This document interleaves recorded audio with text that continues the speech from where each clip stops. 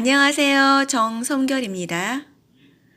들으면 들을수록 운이 좋아지고 지혜로워지는 성결이랑 이야기 듣기. 일본의 유명한 정치가 가다이카에 대한 이야기입니다. 그가 정치범으로 감옥에 들어갔습니다. 그때 가장 더러운 화장실 청소를 그에게 시키는 것이었습니다. 그는 불만을 토로하고 반발하였습니다.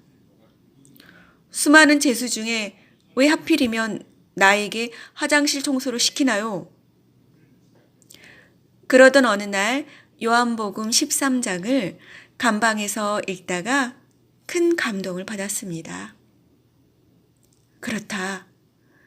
하나님의 아들 예수님도 이 땅에 오셔서 제자들의 발을 닦아주셨다. 몸 중에 가장 더러운 곳이다. 나 같은 죄인이 화장실 청소를 못할 것이 무엇이냐? 화장실 청소만 하는 것이 아니다.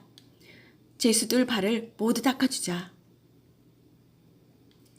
가다이카는 이렇게 결심하였습니다. 그래서 그는 세숫대야에 물을 담아가지고 다니면서 감옥에 만나는 죄수마다 발을 닦아주었습니다. 감옥에서 가장 밑바닥 일만 하기로 결심하였습니다. 이런 정신으로 살던 그는 형기를 마치고 국회의원에 출마하여 당선이 되었습니다. 그리고 12대 국회의장이 되었습니다. 국회의장이 된 다음에도 그가 출석하는 고치 교회에 나가서 언제나 현관에 서서 들어오는 교인들 신발을 받아 신장에 넣어주었습니다. 그리고 예배를 마치고 갈 때면 제일 먼저 신발장 앞으로 가서 신발을 꺼내주는 일을 하였습니다. 한 번은 거드름을 피는 낯선 장교가 그 교회에 예배 드리러 왔습니다. 처음 온 교인이었습니다. 장교는 예배를 마치고 나가면서 신발장 앞에서 소리를 질렀습니다. 내 신발 어디 갔어? 가다이카는 겸손하게 낮은 목소리로 말했습니다.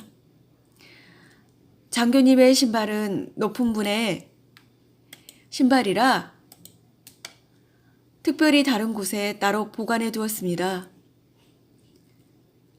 그 장교는 나중에 그가 국회의장이라는 것을 알고 크게 사과하였습니다.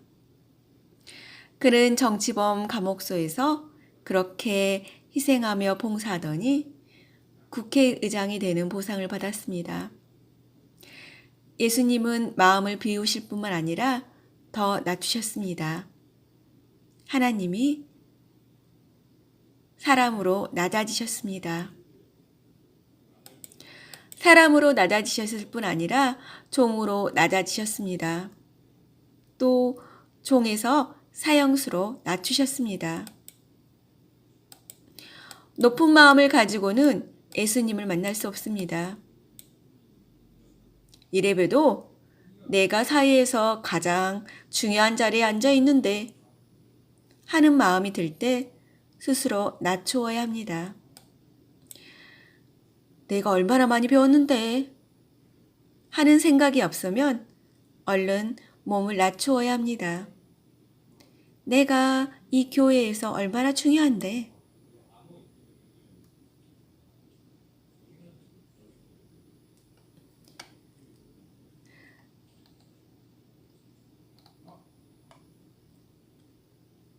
하는 생각을 조심하시기 바랍니다.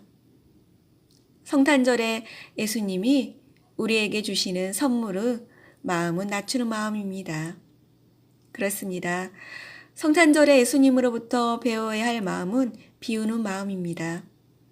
자기를 비우면 섭섭한 일을 만나도 사람들에게 무시당했다고 분노하지 않습니다.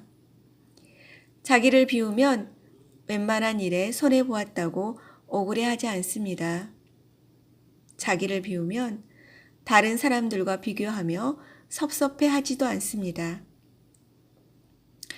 자기를 비우면 권리를 찾겠다고 목소리를 높이지도 않습니다. 다른 사람이 내가 갖지 못한 것을 가졌다고 시기하고 질투하지도 않습니다. 더 갖지 못해 안달하지도 않습니다. 그래서 평안합니다. 자유롭습니다. 누구와도 친구가 될 수 있습니다.